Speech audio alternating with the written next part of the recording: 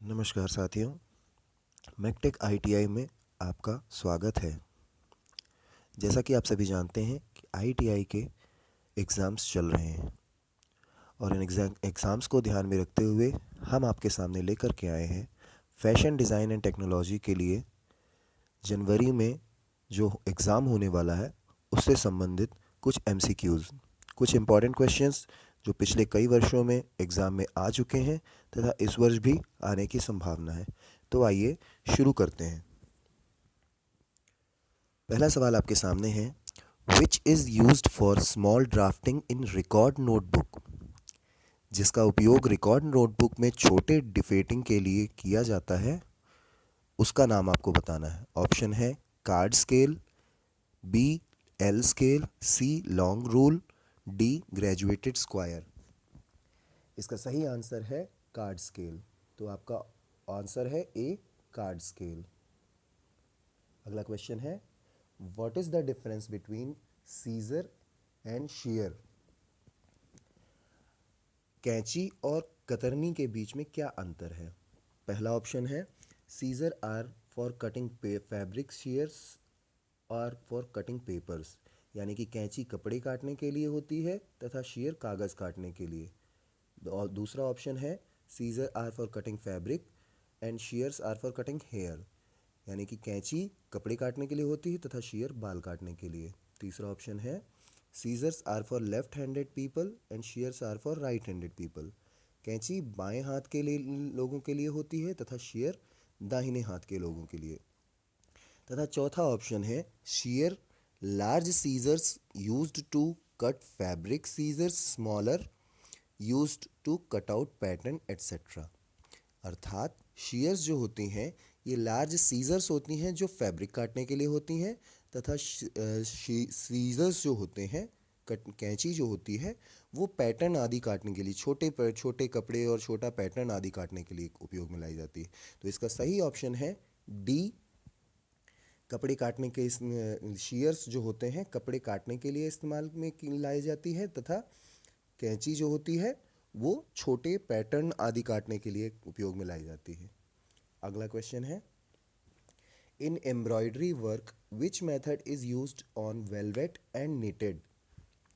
इसका हिंदी रूपांतरण, कढ़ाई के काम में किस विधि का उपयोग मखमल तथा बुने हुए कार्य पर किया जाता है।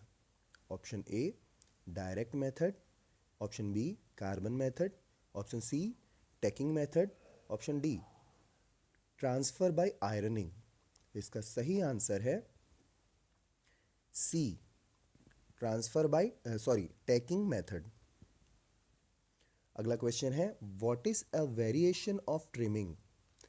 Option A trim a corner, एक कोने को छांटो। ऑप्शन बी क्लिपिंग यानी कतरन। ऑप्शन सी नोच।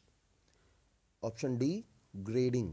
इसका सही आंसर है ऑप्शन डी ग्रेडिंग। अगला क्वेश्चन है, what is the cause of skipped stitches. अर्थात सिलाई के दौरान जो टांके छूट जाते हैं उसका क्या कारण है। पहला ऑप्शन है निडल बेंड यानी कि मुड़ी हुई सुई। दूसरा ऑप्शन है पुअर थ्रेड यानी खराब धागा। तीसरा ऑप्शन है टेकअप स्प्रिंग वीक यानी कि टेकअप स्प्रिंग का कमज़ोर हो जाना। चौथा ऑप्शन है लैक ऑफ ऑयल यानी कि मशीन में तेल की कमी। इसका सही आंसर है नीडल बेंड, यानी कि अगर आपकी सुई मुड़ी हुई होगी तो उस कंडीशन में सिलाई के दौरान टांके छूट जाएंगे। अगला क्वेश्चन है, विच फैब्रिक लुक्स लाइक हेयर। अर्थात कौन सा ऐसा फैब्रिक है जो बालों की तरह दिखाई देता है। पहला ऑप्शन है फर फैब्रिक, दूसरा ऑप्शन है डेनिम, तीसरा लेदर और चौथा वूल। यह आपको देखने में ही समझ में आ रहा है कि इसका सही आंसर है फर फैब्रिक। अगला question, which type of thread twisted to produce a beaded or pearl effect in embroidery work। कढ़ाई का काम करने के दौरान मनके तथा मोती प्रभाव को पैदा करने के लिए किस प्रकार के धागे को घुमाया जाता है। पहला ऑप्शन है सिल्क थ्रेड यानी रेशम का धागा। दूसरा ऑप्शन है पर्ल कॉटन थ्रेड यानी मोती का सूत। तीसरा ऑप्शन है स्ट्रैंडेड कॉटन थ्रेड यानी फंसे हुए सूती धागे। और चौथा ऑप्शन है सॉफ्ट एम्ब्रॉयडरी कॉटन थ्रेड यानी मुलायम कढ़ाई सूती धागा। इसका सही आंसर है B, pearl cotton thread. Question में भी आपको, जब आप क्वेश्चन को बहुत बारीकी से पढ़ेंगे तो क्वेश्चन में आपको आंसर समझ में आ जाएगा। तो इसमें आपको दिखाई देगा इसका सही option B, pearl cotton thread ही है। अब यहाँ पर आपको एक आकृति दिख रही है। इस आकृति के बारे में पूछा गया है कि what is the name of this figure. मुड़े हुए फोल्ड का नाम बताइए। ऑप्शन है प्लेट, दूसरा ऑप्शन है टक्स, तीसरा ऑप्शन है गैदर्स और चौथा ऑप्शन रफल्स। ये क्वेश्चन बहुत इंपॉर्टेंट क्वेश्चन है, पिछले कई वर्षों में ये क्वेश्चन आ चुका है, इसलिए इस क्वेश्चन को ध्यान में आपको रखना है। इसका सही ऑप्शन है बी, टक्स। ये जो आकृति आपको दिख रही है इसे हम टक्स कहते हैं। Next question is what is the angle of bias facing. बहुत इंपॉर्टेंट क्वेश्चन है, ये पिछले कई बार से लगातार ये क्वेश्चन आ रहा है। तो इस क्वेश्चन को आपको बहुत बारीकी से ध्यान देकर याद करना है। तो इसका पहला ऑप्शन है 35 डिग्री, दूसरा ऑप्शन है 45 डिग्री, तीसरा ऑप्शन 55 डिग्री, चौथा ऑप्शन 65 डिग्री। तो इसका सही आंसर है 45 डिग्री। तो बायस फेसिंग के लिए जो एंगल है वो 45 डिग्री का होता है। अगला क्वेश्चन है which stains are easy to remove. किस प्रकार के दाग को हटाना आसान है।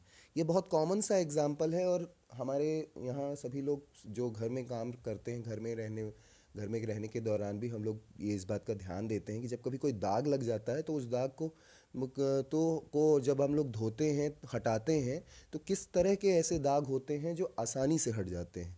यही सवाल यहाँ पर पूछा जा रहा है क्योंकि किस प्रकार के दागों को हटाना आसान है।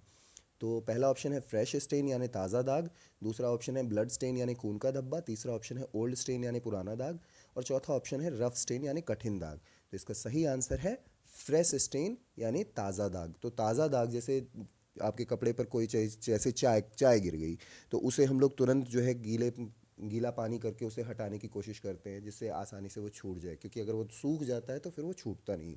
तो इसलिए ताज़े दाग को हटाना ज़्यादा आसान है। Next question is what is Ginetex. Ginetex क्या है। जाइंटेक्स क्या है, तो इसका पहला ऑप्शन है textile manufacturer, B textile quality, C textile measurement और D international association for textile care labelling. ये बहुत इंपॉर्टेंट क्वेश्चन है। जाइंटेक्स बेसिकली एक लेबलिंग केयर लेबलिंग की एक संस्था है। 1963 में इसकी स्थापना हुई थी। ये भी आप बल्कि नोट करके रखें कि जाइंटेक्स क्या है। जाइंटेक्स बेसिकली एक इंटरनेशनल अंतर्राष्ट्रीय एक संगठन है जो टेक्सटाइल यानी कि कपड़ों के केयर लेबलिंग के लिए मानक तैयार करती है। तो इस तरह के 5 मानक उन्होंने तैयार किए हुए हैं। तो ये भी आप नोट करके रखें। जाइंटेक्स एक international association for textile care labelling, कपड़ों की देखभाल के लिए लेबलिंग करने की एक अंतर्राष्ट्रीय संस्था है। Next question is how many symbols are in Canadian care labelling system. पिछले क्वेश्चन में मैंने आपको बताया ही है कि किस तरह कितने लेबलिंग सिस्टम के कितने सिम्बल्स होते हैं। तो इसका सही ऑप्शन ए है 5। 5 प्रकार के लेबलिंग सिस्टम होते हैं। आप लोगों ने देखे भी होंगे, आपके जो घर में फैब्रिक आता है, जो गारमेंट्स आते हैं, उन गारमेंट्स में एक स्टिकर चिपका हुआ होता है। उस स्टिकर में कुछ सिम्बल्स बने हुए होते हैं, जैसे कि आयरन का सिंबल होता है, आयरनिंग होगी कि नहीं होगी। वॉशिंग का सिंबल होता है कि वॉशिंग होगी कि नहीं होगी। ब्लीच का सिंबल होता है कि ब्लीच कर सकते हैं कि नहीं कर सकते। तो इस तरह के 5 सिंबल्स होते हैं। तो जो कैनेडिया केयर लेबलिंग सिस्टम है इसमें 5 सिंबल्स होते हैं। तो इसका सही आंसर है 5। अगला क्वेश्चन है which tool used in CorelDRAW for drapes a dress to croquis. अब कोरल ड्रॉ के बारे में आप सभी जानते हैं। कोरल ड्रॉ एक एप्लीकेशन है, एक एप्लीकेशन सॉफ्टवेयर है जिसमें कि आप डिज़ाइनिंग करते हैं। तो इसमें सवाल ये पूछा जा रहा है कि कोरल ड्रॉ नामक एप्लीकेशन सॉफ्टवेयर पे आपको ड्रेस को ड्रेप करना है अगर क्रोकी में, तो किस टूल का इस्तेमाल आपको करना होगा। तो पहला ऑप्शन है टेक्सचर फिल, दूसरा ऑप्शन है कलर फिल, तीसरा ऑप्शन है फाउंटेन फिल और चौथा ऑप्शन है पैटर्न फिल। तो इसका सही ऑप्शन है फाउंटेन फिल, यानी कि सी फाउंटेन फिल इसका सही आंसर है। अगला क्वेश्चन है what is a coloured silk handkerchief weird around the neck. आप लोगों ने देखा होगा लोग अपने गले में एक सिल्क हैंडकरचीफ, एक सिल्क कपड़ा लगा करके रखते हैं। सिल्क रेशमी कपड़े को लगा करके रखते हैं, उसे क्या कहा जाता है। तो इसका ऑप्शन यहाँ पहला ऑप्शन पूछा जा रहा है, बताया जा रहा है 4 इन हैंड टाई, दूसरा ऑप्शन है स्किनी टाई, तीसरा ऑप्शन है क्रेवट और चौथा ऑप्शन है प्रिटाइड। तो इसका सही आंसर है क्रेवट। तो जो हम लोग गले में एक सिल्क या रेशमी रुमाल बांध करके रखते हैं उसे क्रेवट कहते हैं। यहाँ पर एक आकृति आपको दिख रही है, एक ड्रेस की आकृति है। पूछा जा रहा है कि ये आकृति किस प्रकार की, ये जो आकृति दिखाई दे रही है ये किस प्रकार का व्यू है। तो यहाँ आप देख सकते हैं ये जो व्यू है, ये व्यू किस प्रकार का व्यू है। ये व्यू, पहला ऑप्शन है फ्रंट व्यू, दूसरा है बैक व्यू, तीसरा है साइड व्यू और चौथा है 3/4 व्यू। तो इसका सही आंसर है साइड व्यू। तो ये साइड व्यू है। यहीं अगर यहाँ से व्यू होता तो ये टॉप व्यू होता, अगर यहाँ से व्यू होता तो ये फ्रंट व्यू होता। ठीक है, तो इस चीज़ का आपको ध्यान रखना है कि ये जो ड्रेस है, इस ड्रेस का कौन सा व्यू है, ये साइड व्यू है। Next question, what head comes under chin to nipple. थोड़ी से निप्पल के नीचे कौन सा सिर आता है। थोड़ी से निप्पल के नीचे कौन सा सिर आता है। तो पहला ऑप्शन है ए प्रथम, दूसरा है बी है दूसरा, सी तीसरा और डी चौथा। तो इसका सही आंसर है दूसरा, यानी कि थोड़ी से निप्पल के नीचे, थोड़ी से निप्पल के नीचे दूसरा हेड आता है। Next question, what method consist of inspecting random shipments. अब इस क्वेश्चन को भी थोड़ा सा समझने की कोशिश कीजिएगा कि जैसे जो गारमेंट्स होते हैं, उन गारमेंट्स की शिपमेंट जो आती है, शिपमेंट यानी कि बड़ा लॉट आता है, बड़ा लॉट आएगा तो आपके पास में सप्लाई होकर के आ रहा है, तो उसे चेक करने के लिए कौन सा मेथड इसमें से यूज़ होता है। तो पहला ऑप्शन है नो इंस्पेक्शन, यानी कोई किसी प्रकार का कोई इंस्पेक्शन या निरीक्षण नहीं होगा। दूसरा ऑप्शन है स्पॉट इंस्पेक्शन, यानी कि जगह पर ही जा कर के इंस्पेक्शन किया जाएगा। तीसरा ऑप्शन है 100% इंस्पेक्शन और चौथा ऑप्शन है आर्बिट्ररी सैंपल, यानी मनमाना इंस्पेक्शन, मनमाना नमूना निकालना। तो इसका सही ऑप्शन है स्पॉट इंस्पेक्शन। आप देख भी सकते हैं नो इंस्पेक्शन पहला ऑप्शन तो वैसे ही इसमें गलत हो जा रहा है। 100% इंस्पेक्शन कर पाना किसी भी लॉट के लिए संभव नहीं होता है, तो 100% इंस्पेक्शन इसमें नहीं किया जाता है। और आर्बिट्रेरी सैंपल में, आर्बिट्रेरी सैम्पलिंग भी एक तरीका है इंस्पेक्शन का, लेकिन जब हमारे पास में एक लॉट रैंडम शिपमेंट आती है तो उसका इंस्पेक्शन हम लोग ऑन द स्पॉट जा कर के करते हैं, जहाँ पर हमारा शिपमेंट आया हुआ है वहाँ जा कर के चेक करते हैं। तो इसका सही आंसर है बी स्पॉट इंस्पेक्शन। तीसरा क्वेश्चन है, ये क्वेश्चन पूछ रहा है व्हाट इज़ आईएसओ। इसमें एक फिगर भी बना हुआ है, इसमें आपको कंफ्यूज होने की ज़रूरत नहीं है। ये फिगर बेसिकली जो है एक सिंबल है। इस सिंबल का इस क्वेश्चन से कोई लेना देना नहीं है, लेकिन ये क्योंकि पिछले कई साल क्वेश्चन में आया, कई साल के क्वेश्चन पेपर्स में आया है, तो इसलिए इस क्वेश्चन को हमने इंक्लूड किया है अपने इस वीडियो में। बाकी इसमें आपको परेशान होने की ज़रूरत नहीं कि ये फिगर किस लिए बना था, आपको कंफ्यूज करने के लिए भी बना सकते हैं। तो क्वेश्चन है व्हाट इज़ आईएसओ, यानी आईएसओ क्या है। तो इसके ऑप्शन है international standard organization, internal standard organizing, C international organization for standardization, D internal sampling organization. तो यहाँ पर फर्स्ट टाइम देखने पे आपको लगेगा कि आपका जो पहला ऑप्शन है इंटरनेशनल स्टैंडर्ड ऑर्गेनाइजेशन, ये सही होगा, ऐसा आपको देखने में लग सकता है, क्योंकि I for international, S for standard and O for organization, जबकि इसका सही आंसर है इंटरनेशनल ऑर्गेनाइजेशन फॉर स्टैंडर्डाइजेशन। इसका सही आंसर सी है। ये आपको ध्यान रखना है, ये बहुत इंपॉर्टेंट क्वेश्चन है और थोड़ा सा कंफ्यूजिंग है। इसमें आमतौर पर गलतियां लोगों से ये होती है कि इंटरनेशनल स्टैंडर्ड ऑर्गेनाइजेशन को आईएसओ का फुल फॉर्म देख करके लगा देते हैं। जैसे आपने एक उदाहरण के लिए मैं एक और बताता हूँ।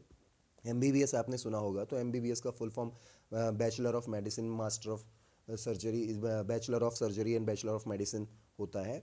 तो इसी प्रकार से आईएसओ का भी full form international organization for standardization होता है। ठीक है, तो इस बात पे आप लोग ध्यान रखेंगे, पिछले कई सालों में ये क्वेश्चन रिपीट हुआ है, तो इसको ध्यान से करेंगे, इसमें कंफ्यूज नहीं होंगे। नेक्स्ट क्वेश्चन है who is the accessory Indian designer. यहाँ पर आपको 4 नाम दिए हुए हैं, पूछ रहा है कि इनमें से कौन व्यक्ति ऐसा है जो इंडियन एसेसरी डिज़ाइनर है। इंडियन एसेसरीज आप जान ही रहे हैं, तो इंडियन एसेसरीज ये बताने की ज़रूरत ही नहीं है।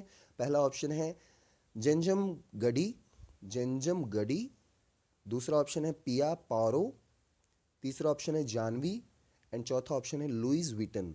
नाम से ही समझ में आ रहा है, इसका सही आंसर है सी जानवी। तो जानवी इंडियन एसेसरी डिज़ाइनर है। Next question is which category does bridal wear collection store under. यानी कि इनमें से कौन सी दुकान, किस प्रकार के शॉप्स में ब्राइडल वियर कलेक्शंस पाए जाते हैं, यानी कि ब्राइडल वियर कलेक्शन स्टोर किस श्रेणी के अंतर्गत आते हैं। आप समझ रहे हैं ब्राइडल वियर क्या होता है। ब्राइडल वियर जो दुल्हन के परिधान होते हैं, दुल्हन के परिधान किस तरह के स्टोर्स में पाए जाते हैं, किस तरह के स्टोर्स में अवेलेबल होते हैं, ये सवाल यहाँ पर पूछा जा रहा है। तो पहला ऑप्शन है डिस्काउंट स्टोर, यानी कि ऐसी दुकान जहाँ पर थोक में सामान मिलता है, जहाँ डिस्काउंट मिलता है। दूसरा ऑप्शन है स्पेशलिटी स्टोर, जहाँ पर स्पेशली किसी प्रकार के कोई पर्टिकुलर ओकेजन के लिए कपड़े प्राप्त हों। तीसरा ऑप्शन है डिपार्टमेंटल स्टोर, यानी कि जहाँ पर हर प्रकार की वस्तुएं पाई जाती हैं, डिपार्टमेंटल स्टोर भी कहते हैं उसे, विभागीय भंडार भी कहते हैं। चौथा ऑप्शन है ऑफ प्राइस रिटेलर। तो इसका सही आंसर है स्पेशलिटी स्टोर, यानी विशेषता भंडार। तो ऐसे स्टोर्स जहाँ पर किसी पर्टिकुलर ओकेजन के लिए पर्टिकुलर प्रोडक्ट पाए जाते हैं उसे हम स्पेशलिटी स्टोर कहते हैं। ब्राइडल वेयर, ग्रूमिंग वेयर्स, इस तरह के जो परिधान होते हैं ये स्पेशलिटी स्टोर्स में ही पाए जाते हैं। Next question is what is the statement prepared before pricing, यानी कि किसी भी चीज़ का किसी भी चीज़ का मूल्य निर्धारण करने से पहले किस प्रकार के स्टेटमेंट को तैयार किया जाता है। किसी भी वस्तु का जो है मूल्य निर्धारण अगर आपको करना है तो मूल्य निर्धारण से पहले किस प्रकार का स्टेटमेंट तैयार करना होता है। तो पहला ऑप्शन है हिस्टोरिकल कॉस्ट, दूसरा ऑप्शन है प्राइम कॉस्ट, तीसरा ऑप्शन है फैक्ट्री कॉस्ट, चौथा ऑप्शन है एस्टिमेटेड कॉस्ट। इसका सही आंसर है एस्टिमेटेड कॉस्ट, यानी किसी भी प्रोडक्ट का, किसी भी वस्तु के बनने में लगने वाली लागत, उसके ट्रांसपोर्टेशन वगैरह सभी का खर्चा, लागत, सारी लागत निकाली जाती है और सारी लागत निकालने के बाद उसका मूल्य निर्धारण किया जाता है। तो the statement prepared before pricing is known as estimated cost. The next question is which cleansing agent is used for protein food stains, यानी कि ऐसा भोजन जिसमें प्रोटीन की मात्रा ज़्यादा है वो जब आप करते हैं तो उसका कोई दाग लग जाता है। जो कपड़ों में अगर प्रोटीन रिच फूड स्टेन अगर प्रोटीन रिच फूड का अगर दाग लग गया है तो उसे छुड़ाने के लिए किस प्रकार के एजेंट की आपको आवश्यकता पड़ेगी। तो पहला है एमाइल एसीटेट, दूसरा है क्लोरीन बीच, तीसरा है ऑक्सीजन बीच, चौथा है एंजाइम प्रीसोक। इसका सही आंसर है एंजाइम प्रीसोक्स। आपको वैसे भी समझने की कोशिश करनी है कि जो प्रोटीन होते हैं वो एंजाइमेटिक होते हैं। तो लोहे को लोहा काटता है तो प्रोटीन के दाग को एंजाइम प्रीसोक ही काटेगा। आपको यहाँ ऑप्शन सही लगाना है। नेक्स्ट क्वेश्चन इज, माफ़ कीजिएगा, यहाँ पर हमारे इंपॉर्टेंट क्वेश्चंस ख़त्म हो गए हैं। अब मैं आपसे विनती करना चाहूँगा कि हमारे चैनल को अपना प्यार प्रदान करें। अगर हमारा वीडियो अच्छा लगा है तो वीडियो को लाइक करें तथा अपने दोस्तों के साथ शेयर करें। ये हमारा प्रयास है कि आप सभी एग्ज़ाम में अच्छे मार्क्स लेकर के उत्तीर्ण हों, आपका दिन शुभ हो तथा एग्ज़ाम में आप बहुत अच्छे मार्क्स लाएं, यही हमारी प्रार्थना है। अगर वीडियो अच्छा लगे तो वीडियो को लाइक तथा शेयर करें तथा हमारे चैनल को सब्सक्राइब करें। धन्यवाद।